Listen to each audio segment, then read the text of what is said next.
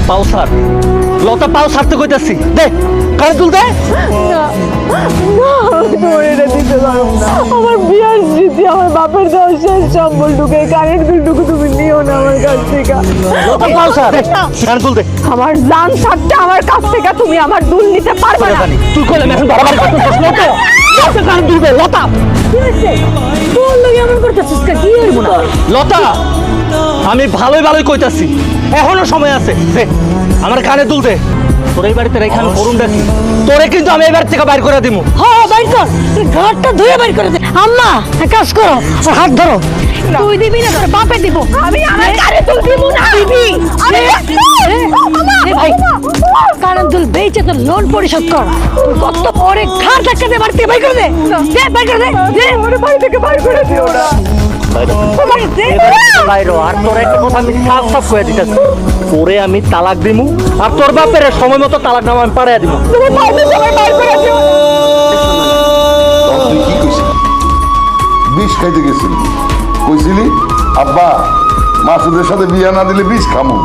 তো দিছিলাম তো বিয়া, আর কি কান্দোস কেন? আব্বা তোমরা আমার লোকে এমন করলে আমি কই যাবো এখন? সেটা আমি কি জানি? আমি স্ত্রী দরকার করছোস, মাসুদের কাছে যা। লতা, আমি যে বিয়ের সময় ধরে গয়না কাটে দিছিলাম সেগুলো কি রেখে দিছে? আব্বা আব্বা তুমি শালিশ ডাকো। আমার বোনের মাইরা বাড়ির থেকে পাঠাইছে গয়নাগাটি রাইখা, এর এর চরম একটা শিক্ষা দিতে হইব।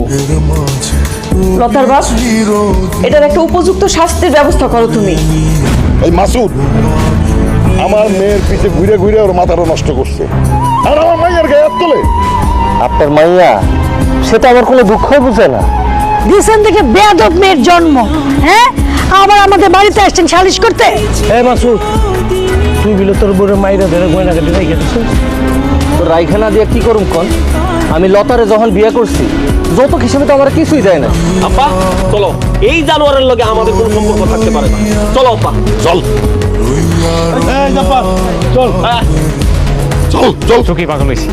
আমরা যারা টাকা দিয়ে ধরা খাইছি ওই শালা পুলিশের কাছে ধরা খাইছি, আর পুলিশ কইছে যাদের কাছে ডকুমেন্ট আছে ওদের সব টাকা ফেরত দিব। কি কইতাছস তুই? সত্যি কইতাছস?